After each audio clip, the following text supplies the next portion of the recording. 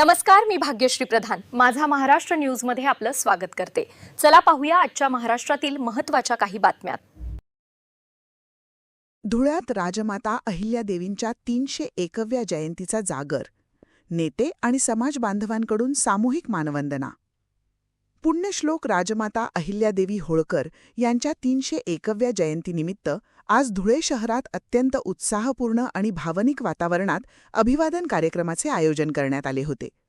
शहरातील सरदार पटेल उद्यानात झालेल्या या मुख्य कार्यक्रमात शहराचे आमदार अनूप अग्रवाल, खासदार डॉक्टर शोभा बच्छाव आणि महापौर सौ मायादेवी परदेशी यांच्यासह प्रमुख मान्यवरांच्या हस्ते राजमाता अहिल्यादेवींच्या पूर्णाकृती पुतळ्यास पुष्पहार अर्पण करून विनम्र अभिवादन करण्यात आले। राजमातांच्या लोककल्याणकारी विचारांचा आणि कार्याचा गौरव करत मान्यवरांनी त्यांच्या स्मृतींना उजाळा दिला।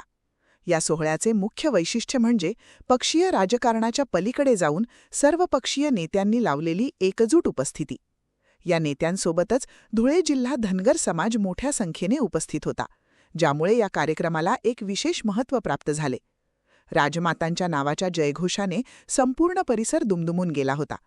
हा सोहळा म्हणजे केवळ एक औपचारिक कार्यक्रम न राहता राजमातांच्या लोककल्याणकारी विचारांना आणि त्यांच्या तेजस्वी वारस्याला धुळेकरांनी दिलेली एक खरीखुरी सामूहिक मानवंदना ठरला।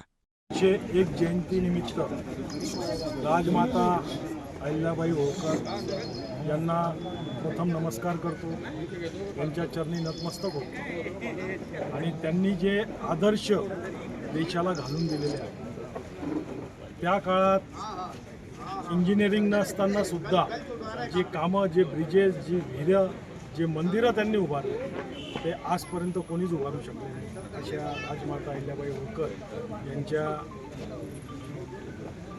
301व्या जयंतीनिमित्त त्यांना खूप खूप नमन करतो, त्यांच्या चरणी नतमस्तक होतो। आणि धुळे शहरात डी-मार्टच्या समोर अहिल्याबाई होळकरांनी त्या काळात बांधलेली एक आश्रम आहे, त्याला निवारा म्हणू शकतो आपण। जे लोक बाहेरून यायचे, आपल्या इथं पांजरा नदी होती आणि नदी पांजरत होती ती नदी, आणि लोक जेव्हा येत होते तर तिथं निवारा करायचे, म्हणून तो निवारा त्या ठिकाणी बांधला।